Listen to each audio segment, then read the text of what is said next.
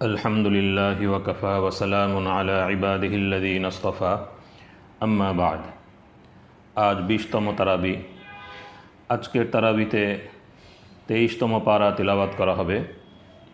এই পারায় সূরা ইয়াসিন, সূরা সাফাত, সূরা সাদ ও সূরা জুমার এর তেলাওয়াত আমরা শুনতে পাবো ইনশাআল্লাহ। প্রথম সূরা ইয়াসিন। এই সূরার সূচনাই হয়েছে আল্লাহ রসুল সাল্লাল্লাহু আলাইহি ওয়াসাল্লামের রিসালতের সত্যতার বর্ণনার মধ্য দিয়ে। আল্লাহ তাআলা রসুল সাল্লাল্লাহু আলাইহি ওয়াসাল্লামের সত্যতার ব্যাপারে কোরআনে কারীমের শপথ করেছেন, ইয়াসিন ওয়াল কোরআনিল হাকিম ইন্নাকা লামিনাল মুরসালিন। ইয়াসিন, হিকমতপূর্ণ কোরআনের শপথ, নিশ্চয়ই আপনি রসুলগণের একজন, আলা সিরাতিম মুস্তাকিম, সরল পথে প্রতিষ্ঠিত।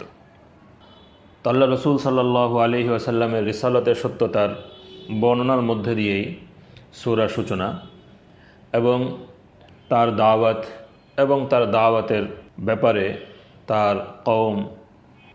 তার কওমের অবস্থান আল্লাহ তাআলা ইরশাদ করেছেন, জানিয়ে দিয়েছেন যে তাদের অধিকাংশই ঈমান আনবে না এবং তাদের অবস্থা এমন যে তারা হঠকারিতাবশত এবং সত্য বিমুখতার কারণে তাদের উপমা হলো সেই লোকের মতো যার গলায় থুতনি পর্যন্ত বেড়ি লাগানো আছে, যার ফলে সে নিচের দিকে চারপাশে তাকাতে পারে না এবং যার চারপাশে প্রাচীর দিয়ে ঘিরে দেওয়া হয়েছে, ফলে সে এই আবদ্ধ জায়গার বাইরে তার দৃষ্টি চলে না। তো মক্কার মুশরিকদের অধিকাংশর অবস্থাই এই যে তারা সত্য বিমুখতার কারণে এবং সত্যকে নিয়ে ঠাট্টা বিদ্রূপ করার কারণে এবং আল্লাহ সম্পর্কে, আখিরাত সম্পর্কে, আখিরাতের জবাবদিহিতা সম্পর্কে উদাসীনতার কারণে তাদের অবস্থা এই হয়েছে যে তারা তাদের সীমাবদ্ধ চিন্তার বাইরে আর বের হতে পারে না। এরই প্রসঙ্গে পূর্বের এক জাতির এক জনপদের দৃষ্টান্ত উল্লেখিত হয়েছে 13 নম্বর আয়াত থেকে। যে জনপদে একের পর এক আল্লাহ তাআলার 3 জন নবী এসেছিলেন, কিন্তু সেই জনপদবাসী তাদের সবাইকেই প্রত্যাখ্যান করেছে, অস্বীকার করেছে এবং যখন তারা তাদেরকে অস্বীকার করছিল তখন সেই জনপদের একজন কল্যাণকামী ব্যক্তি তাদেরকে উপদেশ দিচ্ছিলেন যে এই সত্যনিষ্ঠ মানুষ যারা স্বার্থহীনভাবে তোমাদেরকে সত্যের পথে আহ্বান করছেন, তোমরা তাদের আহ্বানকে প্রত্যাখ্যান করো না। কিন্তু সেই জনপদবাসী এতটাই বর্বর ছিল যে এই কল্যাণকামী ব্যক্তিকে তারা মর্মান্তিকভাবে শহীদ করে দেয়। তো এই কল্যাণকামী ব্যক্তির যে নসিহত, এই নসিহতের মধ্য দিয়েই 23তম পারার সূচনা হয়েছে। ওয়ামা লিয়া লা আ'বুদুল্লাযী ফাতারানি ওয়া ইলাইহি তুরজাউন। আমার কি যুক্তি আছে যে আমি সেই সত্তার ইবাদত করব না যিনি আমাকে সৃষ্টি করেছেন, আর তারই দিকে তোমাদের সকলকে ফিরিয়ে নেওয়া হবে। আ'আত্তাখিযু মিন দুনিহি আলিহা ইন ইউরিদিনির রহমানু বিদুররিন লা তুগনি আন্নী শাফাআতুহুম শাইআন ওয়া লা ইউনকিযুন ইন্নী ইযাল লাফী যালালিম মুবিন ইন্নী আমানতু বিরাব্বিকুম ফাসমাউন। আমি কি তাকে ছেড়ে এমন সব মাবুদ গ্রহণ করব যে দয়াময় আল্লাহ আমার কোনো অনিষ্ট করতে চাইলে তাদের সুপারিশ আমার কোনো কাজে আসবে না এবং তারা আমাকে উদ্ধারও করতে পারবে না? আমি যদি এরূপ করি তবে নিঃসন্দেহে আমি সুস্পষ্ট গুমরাহিতে পতিত হব। আমি তোমাদের প্রতিপালকের উপর ঈমান এনেছি, সুতরাং তোমরা আমার কথা শোনো। কিন্তু সেই জনপদবাসী তাকে হত্যা করে ফেলল। কোনো কোনো বর্ণনায় আছে যে নিষ্ঠুর সম্প্রদায়টি তার আন্তরিকতাপূর্ণ উপদেশের জবাবে তাকে কিল ঘুষি ও পাথর মেরে মেরে শহীদ করে ফেলেছিল। তো আল্লাহ তাআলা তাকে জান্নাতে দাখিল করলেন এবং জান্নাতে, অর্থাৎ মূল জান্নাত তো কিয়ামতের পরেই হবে, কিন্তু মৃত্যু পরবর্তী হাসরের আগের যে জগৎ, সেই জগতেও আল্লাহ তাআলা তার নেককার বান্দাদেরকে জান্নাতের কিছু নিয়ামত দান করে থাকেন। তো সেই সকল নিয়ামত যখন তাকে দেয়া হলো এবং তাকে জান্নাতে সুসংবাদ দান করা হলো, তখন তিনি তার কওমের কল্যাণকামিতায় প্রত্যাশা করছিলেন, ইয়া লাইতা কওমি ইয়ালামুন, আহা আমার সম্প্রদায় যদি জানতে পারত, বিমা গফর আলী রব্বি ওয়াজআলানি মিনাল মুকরামিন, আল্লাহ কিভাবে আমাকে ক্ষমা করেছেন এবং আমাকে সম্মানিত লোকদের অন্তর্ভুক্ত করেছেন। ইবনে আব্বাস রাদিয়াল্লাহু আনহুমা থেকে বর্ণিত হয়েছে যে তিনি বলেন, সেই সম্প্রদায়ের সেই মুমিন ব্যক্তিটি জীবিত অবস্থায়ও তার কওমের শুভকামনা পোষণ করেছেন, কল্যাণকামিতা প্রদর্শন করেছেন এবং মৃত্যুর পরও কওমের জন্য তিনি কল্যাণকামী থেকেছেন। আল্লাহ রাব্বুল আলামিন কোরআনে কারীমে সেই কল্যাণকামিতার দৃষ্টান্ত উপস্থাপন করে দিয়েছেন। তো একদিকে এই কল্যাণকামিতা, অন্যদিকে তাদের হঠকারিতা, এর পরিণাম কি হয়েছিল? এর পরিণাম আল্লাহ রাব্বুল আলামিন ইরশাদ করেছেন যে সেই ব্যক্তির পর আমি তার সম্প্রদায়ের বিরুদ্ধে আসমান থেকে কোনো বাহিনী পাঠাইনি এবং আমার তা পাঠানোরও প্রয়োজন ছিল না, শুধু একটি মহানাদ, বিকট চিৎকার, যাতে তারা সব নিভে নিথর হয়ে গেল। অর্থাৎ একজন মাত্র ফেরেশতা একটি বিকট আওয়াজ করল এবং তাতেই সম্প্রদায়ের সমস্ত মানুষ কলজে ফেটে মারা গেল এবং সে জনপদটি এমন হয়ে গেল যেন আগুন নিভে ছায়ের স্তূপ হয়ে গেছে। আল্লাহ তাআলা হেফাজত করুন। এরপর সূরা ইয়াসিনে মানুষের চারপাশে আল্লাহ রাব্বুল আলামিনের তাওহীদের, কুদরতের যে নিদর্শন ছড়িয়ে আছে, সেই নিদর্শনগুলোর মধ্যে 3টি গুরুত্বপূর্ণ নিদর্শন উল্লেখ করা হয়েছে। 33 থেকে 44 নম্বর আয়াত পর্যন্ত 3টি নিদর্শন বিশেষভাবে উল্লেখ করা হয়েছে। প্রথমটি হলো যে শুকিয়ে যাওয়া ভূমিকে বৃষ্টির মাধ্যমে আল্লাহ রাব্বুল আলামিন কিভাবে প্রাণদান করেন, জীবিত করেন এবং তা থেকে ফল ফসল উৎপন্ন করেন। এই প্রসঙ্গে আল্লাহ তাআলা এমন একটি কথা উল্লেখ করেছেন, কোরআনে কারীমে এমন একটি বাণী উল্লেখিত হয়েছে যা ইতিপূর্বে মানুষ জানত না।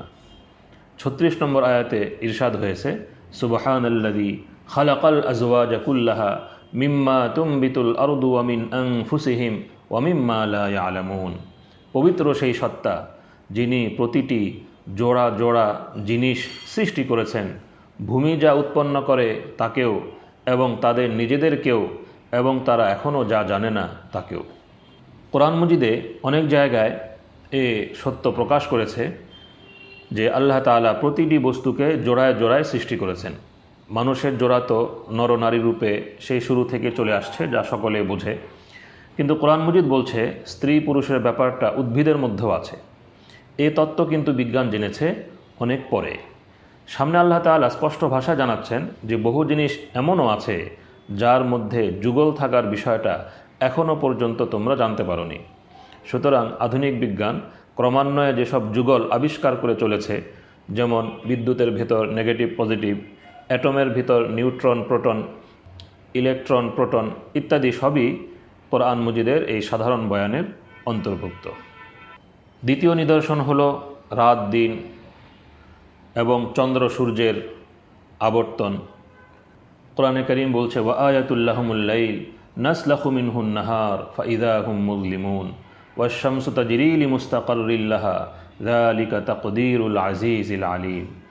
তাদের জন্য আরেকটি নিদর্শন হলো রাত, যা থেকে আমি দিনের আবরণ সরিয়ে নেই, অমনি তারা অন্ধকারাচ্ছন্ন হয়ে পড়ে। সূর্য আপন গন্তব্যের দিকে পরিভ্রমণ করছে। এ সবই সেই সত্তার স্থিরকৃত ব্যবস্থাপনা যার ক্ষমতাও পরিপূর্ণ, জ্ঞানও পরিপূর্ণ। তো এখানেও একটি গুরুত্বপূর্ণ সত্য প্রকাশিত হয়েছে, তা হলো জগতে অন্ধকারই মূল অবস্থা। আল্লাহ তাআলা তা দূর করার জন্য সূর্যের আলো সৃষ্টি করেছেন। সূর্য যখন উদিত হয় তখন সে জগতের অংশবিশেষের উপর আলোর একটি চাদর বিছিয়ে দেয়, ফলে সেই অংশটি আলোকিত হয়ে ওঠে। অতঃপর যখন সূর্য অস্ত যায় তখন আলোর সেই চাদর সরে যায়, অমনি আবার মূল অন্ধকার ফিরে আসে। স্যাটেলাইটের মাধ্যমে যে ছবিগুলো গ্রহণ করা হয়ে থাকে, সূর্যোদয়, সূর্যাস্তের এবং পৃথিবীর একটি অঞ্চল আলোকিত হওয়া, আবার অন্ধকারে নিমজ্জিত হওয়া, সেই ছবিটা সামনে রাখলে স্পষ্ট বোঝা যায় যে কিভাবে বাস্তব অবস্থা এই যে অন্ধকার হলো মূল, আর তার উপর আলোর চাদর বিছিয়ে দেওয়া হয়, আবার সেই চাদর সরিয়ে নেওয়া হয়।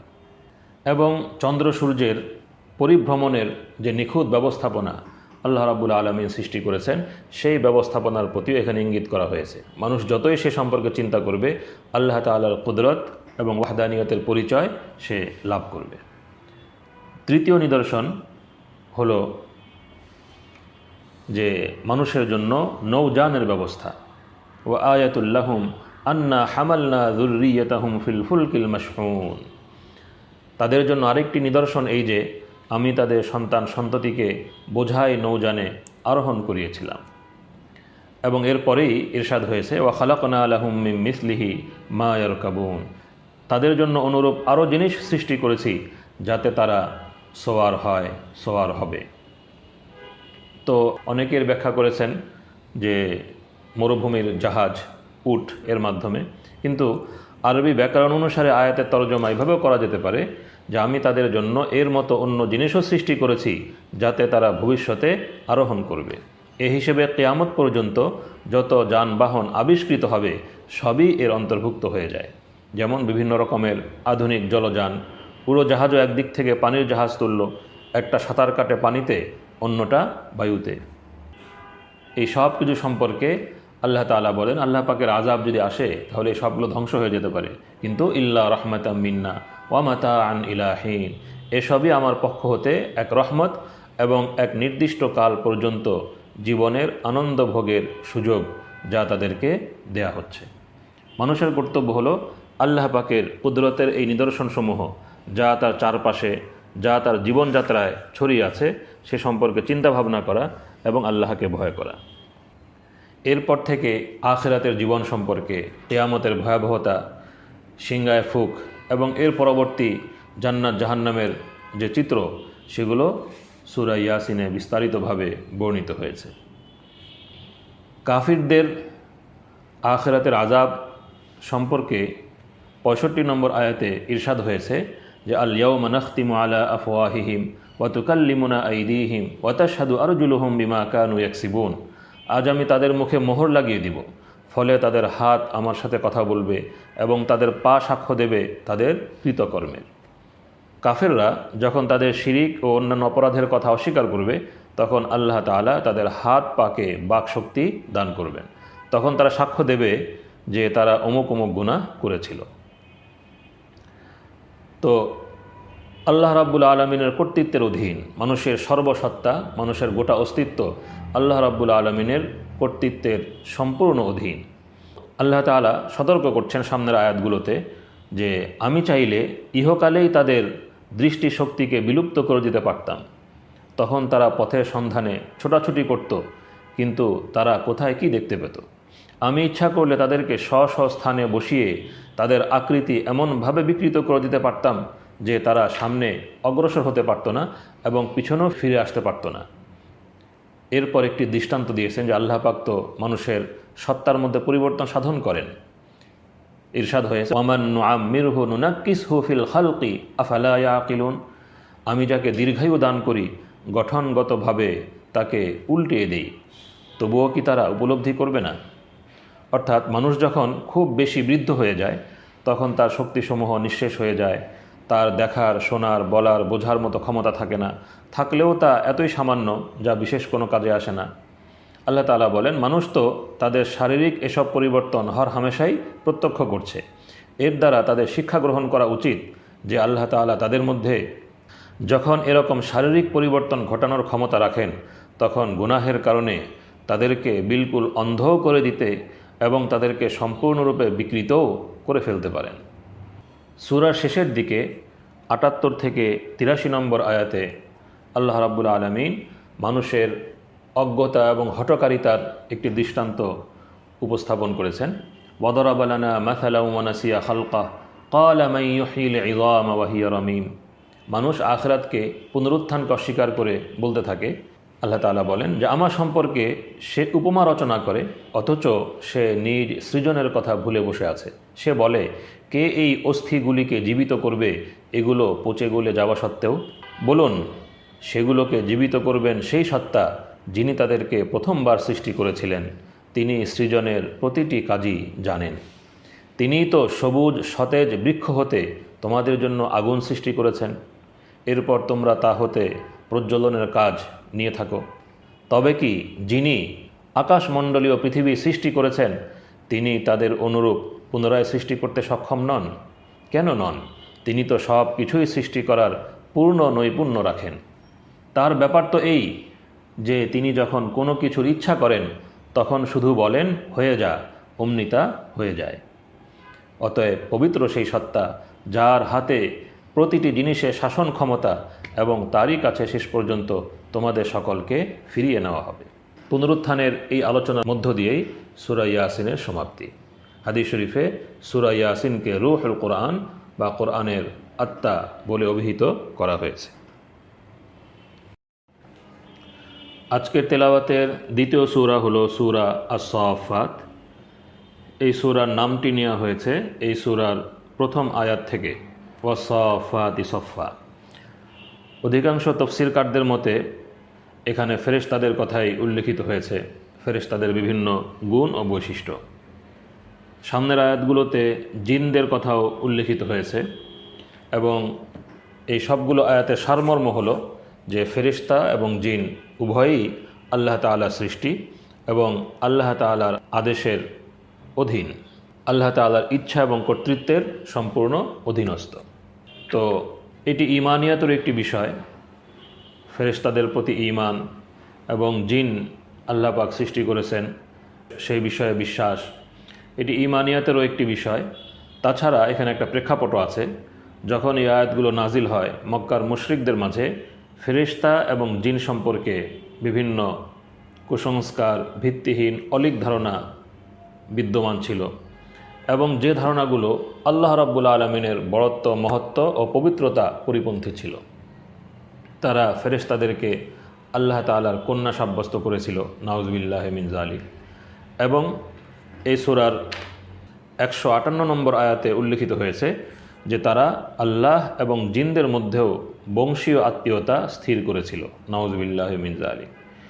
তাদের বেহুদা বিশ্বাস ছিল যে জিনদের যারা সর্দার তাদের কন্যারা ফেরেশতাদের মা, যেন তারা আল্লাহ তাআলার স্ত্রী, নাউযুবিল্লাহি মিন যালিক।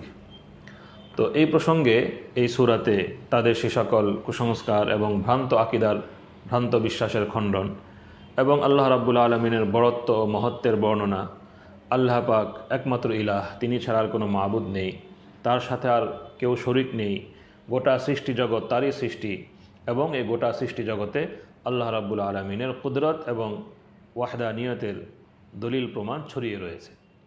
এবং পূর্ববর্তী কাফেরদের প্রতি, সম্প্রদায়গুলোর প্রতি আল্লাহ পাকের পক্ষ থেকে যে আম্বিয়া কেরাম এসেছিলেন, তাওহীদের দাওয়াত নিয়ে এসেছিলেন, সেই বিষয়টিও বিস্তারিতভাবে দৃষ্টান্ত হিসেবে এখানে উল্লেখিত হয়েছে। শুরুর আয়াতগুলো হলো ওয়াস-সাফফাতি সফফা, ফাজ্জাজিরাতি জাজরা, ফাত্তালিয়াতি যিকরা, ইন্না ইলাহাকুম লাওয়াহিদ। শপথ তাদের যারা সারিবদ্ধ হয়ে দাঁড়ায়, তাদের যারা কঠোরভাবে বাধা প্রদান করে, তাদের যারা জিকির এর তেলাওয়াত করে, নিশ্চয়ই তোমাদের মাবুদ একজন, যিনি আকাশমণ্ডলীয় পৃথিবী এবং এর মধ্যবর্তী সব কিছুর মালিক এবং তিনি মালিক নক্ষত্ররাজি যেসব স্থান থেকে উদিত হয় তারও।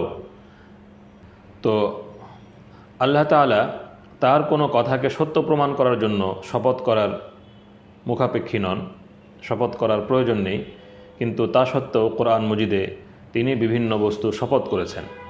মুফাসসিরগণ বলেন শপথ হচ্ছে আরবি ভাষালঙ্কারের একটি বিশেষ শৈলী। এর দ্বারা কথাকে শক্তিশালী করা হয় এবং এর ফলে কথায় জোর ও প্রভাব তৈরি হয়। দ্বিতীয়ত, যেসব বিষয়ে শপথ করা হয়েছে লক্ষ্য করলে দেখা যায় তা থেকে সেই বিষয়বস্তু প্রমাণিত হয় যার উল্লেখ শপথের পর করা হয়। তো এই প্রথম 3 আয়াতে ফেরেশতাদের 3টি বৈশিষ্ট্য উল্লেখিত হয়েছে, যে যারা আল্লাহ তাআলার ইবাদতকালে বা আল্লাহ তাআলার আদেশ শোনার জন্য সারিবদ্ধ হয়ে দাঁড়িয়ে থাকে। আয়াতে ফেরেশতাদের নাম নেওয়া হয়নি, সম্ভবত এর কারণ এই যে এর দ্বারা শিক্ষা দেওয়া হচ্ছে কোনো সমষ্টিগত কাজের সময় বিশৃঙ্খল রূপে একত্র হওয়া আল্লাহ তাআলার পছন্দ নয়, বরং এরূপ ক্ষেত্রে সারিবদ্ধ হয়ে নিয়ম শৃঙ্খলার সাথে দাঁড়ালে সেটাই আল্লাহ তাআলা পছন্দ করেন। এ কারণেই নামাজেও সারিবদ্ধ হয়ে দাঁড়ানোর তাকিদ রয়েছে। দ্বিতীয় বৈশিষ্ট্য হলো যারা কঠোরভাবে বাধা প্রদান করে, অর্থাৎ শয়তানদেরকে ঊর্ধ্ব জগতে প্রবেশ ও দুষ্কর্ম করতে বাধা প্রদান করে। তৃতীয় বৈশিষ্ট্য যারা জিকির এর তেলাওয়াত করে, এর দ্বারা কোরআন মজিদের তেলাওয়াতও উদ্দেশ্য হতে পারে এবং আল্লাহ তাআলার জিকিরে রত থাকাও উদ্দেশ্য হতে পারে। তো এই 3 আয়াতে ফেরেশতাদের যে বৈশিষ্ট্যগুলো উল্লেখিত হয়েছে এর মধ্যে ইবাদত বন্দেগীর মৌলিক পদ্ধতিগুলো এসে গেছে, অর্থাৎ সারিবদ্ধভাবে দাঁড়িয়ে আল্লাহ তাআলার ইবাদত করা, শয়তানি শক্তির বিরুদ্ধে প্রতিরোধ গড়ে তোলা এবং আল্লাহ তাআলার কালাম তেলাওয়াত করা ও তার জিকিরে মশগুল থাকা। তো এই সব শপথের পর ইরশাদ হয়েছে, ইন্না ইলাহাকুম লাওয়াহিদ রব্বুস সামাওয়াতি ওয়াল আরদি ওয়া মা বাইনাহুমা ওয়া রব্বুল মাশারিক। সত্য মাবুদ শুধুই আল্লাহ তাআলা, তার কোনো শরিক নেই এবং তার সন্তান সন্ততিরও কোনো প্রয়োজন নেই। ফেরেশতাদের এসব গুণের শপথ করে জানিয়ে দেওয়া হয়েছে যে তোমরা যদি ফেরেশতাদের এই সকল বৈশিষ্ট্য সম্পর্কে চিন্তা করো তাহলে বুঝতে পারবে যে তারা সকলেই আল্লাহ তাআলার বন্দিগিতে লিপ্ত রয়েছে। আল্লাহর সাথে তাদের সম্পর্ক পিতা পুত্রীর নয়, বরং আবেদ ও মাবুদের। এরপর মক্কার মুশরিকদের অবস্থা, আল্লাহ রসুল সাল্লাল্লাহু আলাইহি ওয়াসাল্লামের দাওয়াতকে কিভাবে তারা প্রত্যাখ্যান করেছে এবং তাদের অবস্থান কী ছিল, এই প্রসঙ্গে তাদের পরিণাম এবং আখিরাতের জান্নাত এবং জাহান্নামের অবস্থা সামনের আয়াতগুলোতে বর্ণিত হয়েছে। তাদের মৌলিক অস্বীকৃতি বা মৌলিক কুফর তো ছিল পুনরুত্থানকে অস্বীকার করা, আখিরাতকে অস্বীকার করা। তারা বলতো আইদা মিতনা ওয়া কুন্না তুরাবা ওয়া ইযামা আইন্না লামাবউসুন, আমরা কি মরে মাটি ও অস্থিতে পরিণত হয়ে যাওয়ার পরও আমাদেরকে পুনরায় জীবিত করা হবে? এমনকি আমাদের পূর্বেকার আমাদের বাপদাদাদেরকেও? বলে দিন হ্যাঁ, এবং তোমরা লাঞ্ছিতও হবে। ব্যাস শুধু একটি মাত্র মহানাদ হবে আর অমনি তারা যত সব ভয়াবহ দৃশ্য দেখতে শুরু করবে এবং বলবে, হায় আমাদের দুর্ভোগ, এটা তো হিসাব নিকাশের দিন। জি হ্যাঁ, এটাই সেই মীমাংসার দিন যাকে তোমরা অবিশ্বাস করতে। 16 থেকে 21 নম্বর আয়াতে এই কথাগুলো উল্লিখিত হয়েছে। সামনে জাহান্নামীদের অবস্থা এবং জান্নাতীদের অবস্থা বর্ণিত হয়েছে। জান্নাতীদের অবস্থার মধ্যে জান্নাতীগণ জান্নাতে পরস্পর আলাপ আলোচনায় আল্লাহ পাকের হামদ সানার মধ্যে মশগুল থাকার বিবরণ উল্লেখিত হয়েছে। এই প্রসঙ্গেই তাদের আলাপচারিতার একটি অংশ উল্লেখিত হয়েছে যে তাদের এক বক্তা বলবে, দুনিয়াতে আমার এক সঙ্গী ছিল, সে বলতো, সত্যিই কি তুমি ওই সকল লোকদেরই একজন যারা পুনরুত্থানকে আখিরাতকে বিশ্বাস করে? যখন আমরা মরে মাটি ও অস্থিতে পরিণত হব তখন কি বাস্তবিকই আমাদেরকে আমাদের কৃতকর্মের প্রতিফল দেওয়া হবে? এরপর সে জান্নাতি অন্য জান্নাতীদেরকে বলবে, তোমরা কি উকি মেরে আমার সেই সঙ্গীকে দেখতে চাও? এরপর সে নিজে জাহান্নামে উকি দিবে এবং তার সেই সঙ্গীকে দেখতে পাবে জাহান্নামের মাঝখানে। সে তখন তাকে লক্ষ্য করে বলবে, তাল্লাহি ইন কিত্তা লাতুরদিন, আল্লাহর কসম তুমি তো দুনিয়াতে আমাকে ধ্বংসই করে দিচ্ছিলে। ওয়ালাউলা নি'মাতু রব্বি লাকুনতু মিনাল মুহদারিন, আমার প্রতিপালকের অনুগ্রহ না থাকলে অন্যদের সাথে আমাকেও ধরা হতো। এরপর সে আল্লাহ পাকের হামদসানা করবে এবং এই প্রসঙ্গে ইরশাদ হয়েছে, ইন্না হাযা লাহুয়াল ফাউজুল আযীম লিমিসলি হাযা ফালিয়ামালিল আমিলুন, প্রকৃতপক্ষে এটাই তো মহা সাফল্য, এরকম সাফল্যের জন্যই তো কর্মকারীদের কর্ম করা উচিত। সামনে আম্বিয়া কেরামের যে ঘটনাবলী বর্ণিত হয়েছে, প্রথম ঘটনা হযরত নূহ আলাইহিস সালাতু ওয়াস সালামের, যার কওম তাকে অস্বীকার করেছিল, আল্লাহ তাআলা সেই কওমকে পানিতে নিমজ্জিত করেছেন।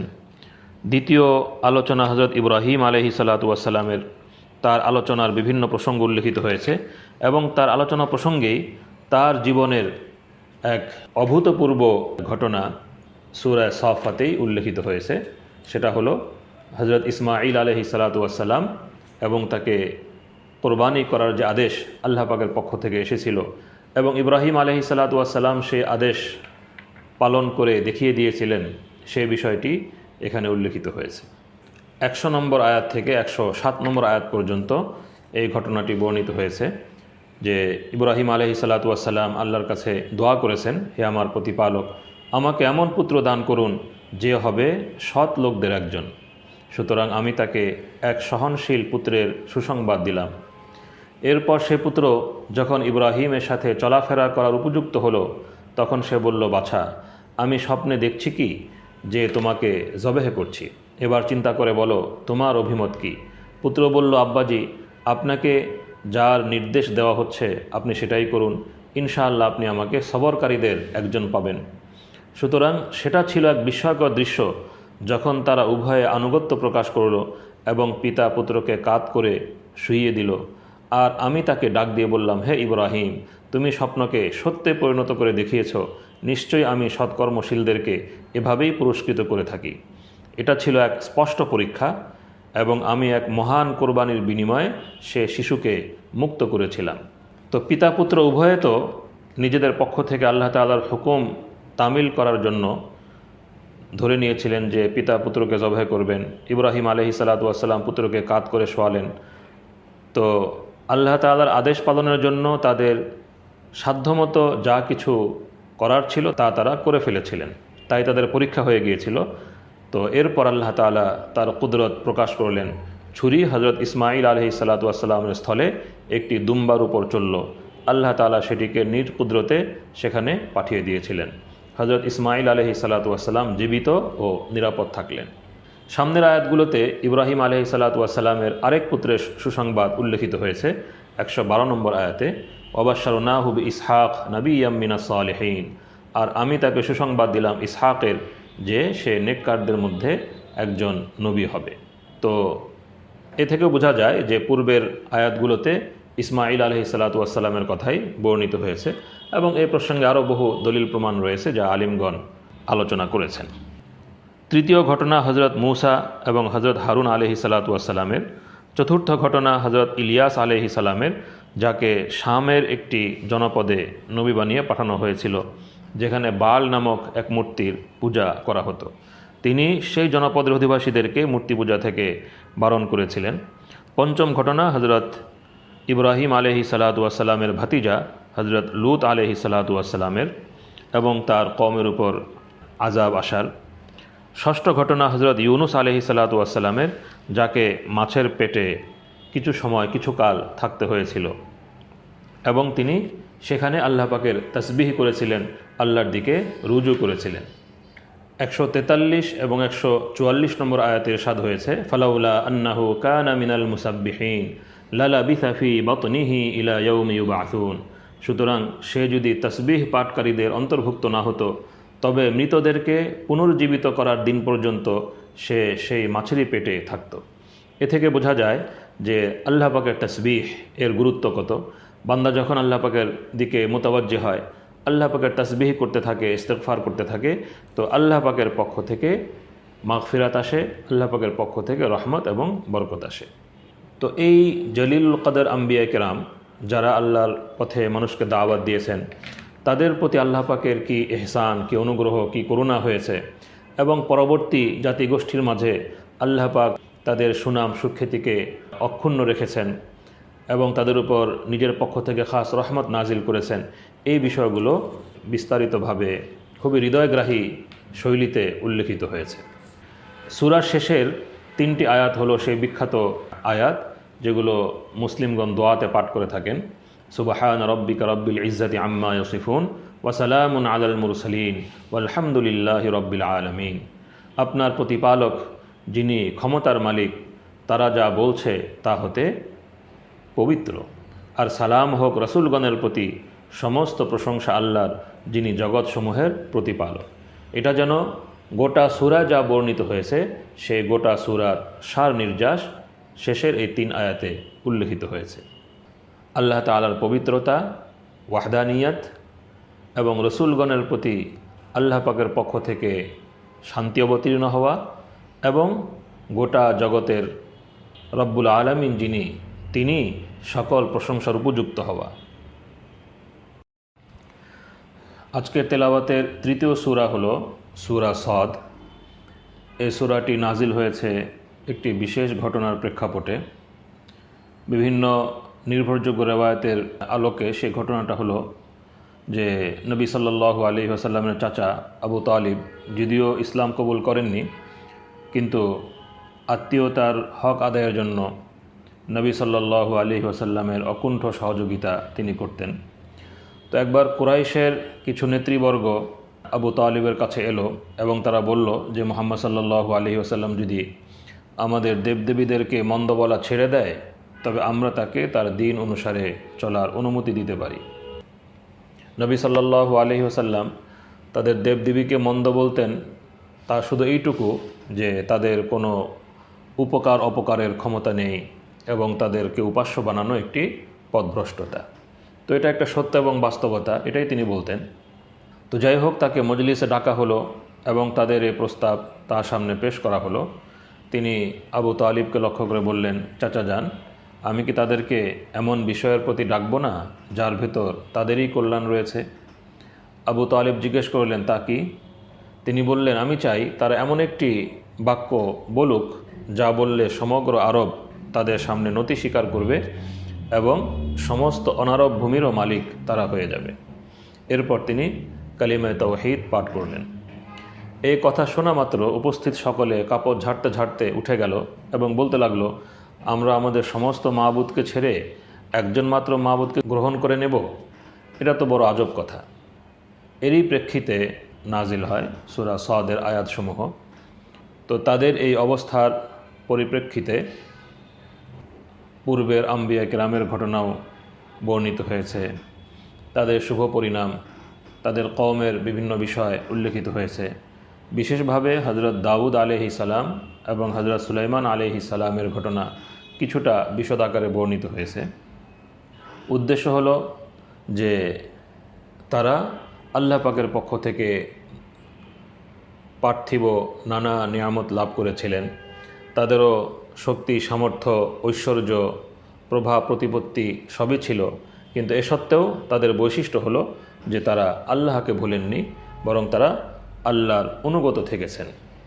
কখনো কিছুমাত্র ভুল ত্রুটি হয়ে গেলেও তারা সঙ্গে সঙ্গে আল্লাহ রাব্বুল আলামিনের সামনে সিজদায় পড়ে গেছেন, ইস্তেগফার করেছেন এবং আল্লাহ পাকের নিকটে ক্ষমা প্রার্থনা করেছেন। আল্লাহ তাআলাও তাদেরকে ক্ষমা করে দিয়েছেন।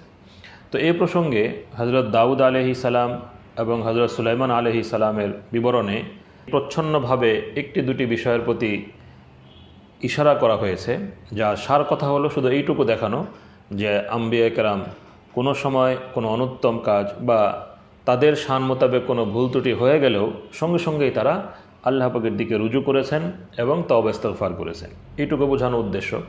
কিন্তু এই প্রচ্ছন্ন বিষয়গুলোর ব্যাখ্যা না কোরআন করেছে না হাদিস শরীফের সহিহ riwayate এগুলো পাওয়া যায়। কিন্তু বিভিন্ন তফসিরের কিতাবে বা বিভিন্ন বইপত্রে এই বাইবেল এবং ইসরায়েলি riwayate দ্বারা প্রভাবিত হয়ে এমন কিছু ঘটনা বর্ণিত হয়েছে যেগুলো আম্বিয়া কেরামের শান পরিপন্থী। বাইবেলে তো আম্বিয়া কেরামকে কবিরা গুনাহের লিপ্ত ব্যক্তিরূপে উপস্থাপন করা হয়েছে, নাউযুবিল্লাহি মিন যালিক। সেটা তো সম্পূর্ণই ভ্রান্ত, সম্পূর্ণ মিথ্যা। কোরআনে কারীম আম্বিয়া কেরামের প্রকৃত অবস্থা বিভিন্ন জায়গায় তুলে ধরেছে যে তারা ছিলেন আল্লাহ পাকের প্রিয়পাত্র এবং তাদের গোটা জীবন আল্লাহ পাকের আনুগত্যের মধ্যেই অতিবাহিত হয়েছে। তো এই জন্য এখানে মূলনীতি হলো যে আম্বিয়া কেরামের যে মহত্ব, তাদের যে ব্যক্তিত্ব কোরআনে কারীমের মাধ্যমে এবং সহিহ হাদিসের মাধ্যমে প্রমাণিত হয়, সেগুলোকে বিশ্বাস করতে হবে। এর বাইরে কোরআন সুন্নাহ দ্বারা প্রতিষ্ঠিত তাদের যে ব্যক্তিত্ব, তার সাথে সাংঘর্ষিক কোনো বর্ণনা যদি আসে তাহলে সেই সকল বর্ণনাকে গ্রহণ করা যাবে না। আর বাইবেলে যে সকল বিষয় রয়েছে, এটা কোরআনে কারীমের একটি ইসলাহের গুরুত্বপূর্ণ দিক যে বাইবেলে এবং পূর্ববর্তী কিতাবসমূহে আম্বিয়া কেরামের যে চরিত্র হনন করা হয়েছে, কোরআনে কারীম এসে তাদের প্রকৃত অবস্থা তুলে ধরেছে। তারা যে আল্লাহ পাকের নৈকট্যপ্রাপ্ত এবং ফরমাবরদার বান্দা ছিলেন, আদর্শ মানব ছিলেন, এই বিষয়টা কোরআনে কারীম তুলে ধরেছে। এই জন্য যে বিষয়টা কোরআন প্রচ্ছন্ন রেখেছে সেই বিষয়টাকে প্রচ্ছন্নই থাকতে দেওয়া উচিত, এবং সেটার ব্যাপারে ইজমালি যে ধারণা, যে বিশ্বাস রাখতে হবে সেটাই, যেটা কোরআনে কারীম দ্বারা প্রতিষ্ঠিত আম্বিয়া কেরামের ব্যক্তিত্বের সাথে সামঞ্জস্যপূর্ণ। এই সূরা শেষের দিকে আল্লাহ তাআলা রসুল করিম সাল্লাল্লাহু আলাইহি ওয়াসাল্লামকে নির্দেশনা দিয়েছেন যে আপনি আপনার অবস্থান সম্পর্কে পরিষ্কারভাবে মানুষকে বলে দিন, কুল মা আসআলুকুম আলাইহি মিন আজর ওয়া মা আনা মিনাল মুতাকাল্লিফিন ইন হুয়া ইল্লা যিকরুল লিল আলামিন ওয়া লা তা'লামুন্না নাবাহু বা'দা হিন। হে রসুল সাল্লাল্লাহু আলাইহি ওয়াসাল্লাম, মানুষকে বলে দিন, আমি এই ইসলামের দাওয়াতের কারণে তোমাদের কাছে কোনো পারিশ্রমিক চাই না, এবং আমি ভনিতাকারীদেরও অন্তর্ভুক্ত নই। এটা তো জগৎবাসীর জন্য এক উপদেশ মাত্র, এবং কিছুকাল পরেই তোমরা এর অবস্থা জানতে পারবে। আজকে তেলাওয়াতের শেষের দিকে আমরা শুনতে পাব সূরাতুজ জুমারের প্রথম দিকের কিছু অংশ। এই সূরা নাজিল হয়েছিল মক্কি জীবনের শুরুর দিকে, এজন্য এতে মক্কার মুশরিকদের বিভিন্ন ভ্রান্ত ধারণার খণ্ডন করা হয়েছে, এবং তাওহীদকে, আল্লাহ রাব্বুল আলামিনের ওয়াহদানিয়তকে দলিল প্রমাণ দ্বারা সপ্রমাণ করা হয়েছে। তাদের বিশ্বাস ছিল যে আল্লাহ তাআলাই সৃষ্টিকর্তা, তবে তারা বিভিন্ন দেবদেবী বানিয়ে নিয়ে সেগুলোর উপাসনা করত এই বিশ্বাস থেকে যে তারা আল্লাহর দরবারে তাদের জন্য সুপারিশ করবে এবং এদের মাধ্যমে তারা আল্লাহর নৈকট্য অর্জন করবে। নাউযুবিল্লাহি মিন যালিক। এই সূরাতে অত্যন্ত যুক্তিপূর্ণ ভাষায় তাদের সেই ভ্রান্ত বিশ্বাসকে খণ্ডন করা হয়েছে এবং পরিষ্কার নির্দেশনা দেওয়া হয়েছে যে উপাসনা একমাত্র আল্লাহ তাআলারই। আল্লাহ তাআলার উপাসনার মধ্যে, আল্লাহ তাআলার ইবাদতের মধ্যে অন্য কোনো কিছুর মিশ্রণ ঘটানো যাবে না। এবং এ প্রসঙ্গেই 23 পারার শেষের দিকে সূরা জুমারের যে আয়াতগুলো তেলাওয়াত করা হবে, সেই আয়াতে আল্লাহ রাব্বুল আলামিন মুওয়াহিদ এবং মুশরিকের একটি উপমা তুলে ধরেছেন। এক অসাধারণ উপমা এখানে উল্লেখিত হয়েছে 29 নম্বর আয়াতে। ইরশাদ হয়েছে, দরাবাল্লাহু মাসালার রাজুলান ফীহি শুরাকাউ মুতাশাকিসুন ওয়া রাজুলান সালামান লিরাজুল হাল ইয়াস্তাবিয়ানি মাসালা আলহামদুলিল্লাহি বাল আকসারুহুম লা ইয়ালামুন। অর্থাৎ দুজন গোলাম, এক গোলামের কয়েকজন মনিব রয়েছে এবং এই মনিবেরা, এই মালিকেরা একে অপরের প্রতি শত্রু ভাবাপন্ন। এদের মধ্যে পরস্পর রেশারেশি লেগেই থাকে। তো এদের এই রেশারেশির কারণে গোলাম সবসময় আতঙ্কিত অবস্থায় থাকে যে সে কার আদেশ পালন করবে, কার আদেশ অমান্য করবে। পক্ষান্তরে অপর গোলাম, তার মনিব হলো পরম ক্ষমাশীল, অতি করুণাময়। সে একনিষ্ঠভাবে তার আদেশ পালন করে এবং সে তার মনিবের নিকট থেকে ক্ষমা এবং করুণার প্রত্যাশা করে। তো কোরআন বলে দিচ্ছে যে যে মুওয়াহিদ সে হলো সেই ব্যক্তির মতো যে একজন ক্ষমাশীল করুণাময় মনিবের একনিষ্ঠভাবে সেবা এবং আনুগত্য করে যায়। তো কোরআনে কারীম এই উপমার মাধ্যমে বুঝিয়ে দিয়েছে যে মুওয়াহিদ সেই হলো সফলতাপ্রাপ্ত এবং সে সব রকমের শান্তি ও প্রশান্তির মধ্যে থাকে। পক্ষান্তরে যে মুশরিক, সে এক বিভ্রান্তির মধ্যে এবং এক উদ্ভ্রান্ত অবস্থার মধ্যে এবং এক মানসিক পীড়নের মধ্যে তার জীবন কাটতে থাকে। তো মুওয়াহিদ এবং মুশরিকের এই অতুলনীয় উপমার মধ্য দিয়েই আজকের তারাবির তেলাওয়াত সমাপ্ত হবে। আল্লাহ তাআলা আমাদেরকে জীবনের সকল ক্ষেত্রে তাওহীদের উপর অটল অবিচল থাকার তৌফিক দান করুন এবং শিরকে আসগর এবং শিরকে আকবর সব রকমের শিরিক থেকে নিজেদের চিন্তা, চেতনা, কর্ম, বিশ্বাসকে মুক্ত ও পবিত্র রাখার তৌফিক দান করুন। ওয়া আখিরু দাওয়ানা আনিল হামদুলিল্লাহি রাব্বিল আলামিন।